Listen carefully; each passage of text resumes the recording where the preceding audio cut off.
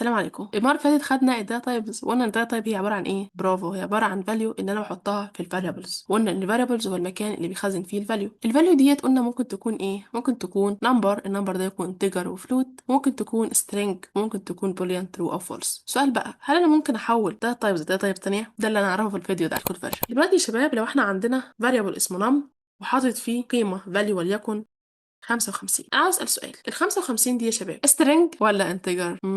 سترينج. ليه؟ ده 55 ما فيهاش ديسمال ولا حاجه. حلو. بس انا اتفقت معاك اتفاق وقلت لك لو اي حاجه ما بين دبل كوتيشن او سنجل كوتيشن قول عليها ايه؟ قول عليها سترينج.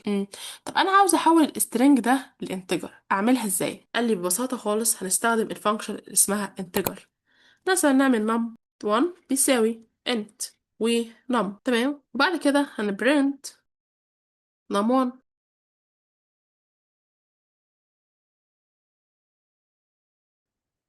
نم 1 بقت 55، بس انا برضو مش عارف هي اتحولت لانتجر.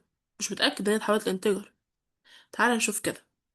هنستخدم فانكشن اللي اسمها type. بتعمل ايه؟ بتعرفني نوع الداتا تايبس اللي موجودة في الفاريبلز. ايه هنقول print type of num1 وبرضو print ل type of num. تعالوا كده.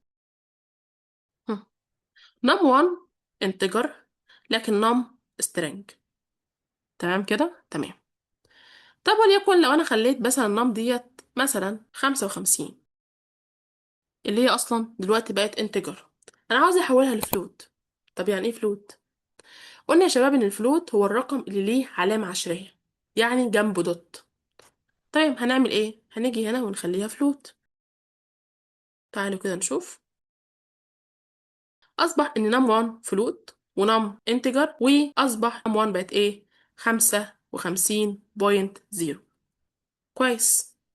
لو انا عاوزه احول ال 55 دي لسترينج تنفع ولا ما ينفعش؟ تعالوا نشوف. هنستخدم الفانكشن اللي اسمها str اللي هي string ونعمل run كده. اتحولت. اصبح num1 str string ونم اللي هي فوق ديت integer. تمام. يبقى احنا عرفنا ان احنا ممكن نحول الانتجر لفلوت او حتى string، وممكن نحول السترينج لانتجر وفلوت.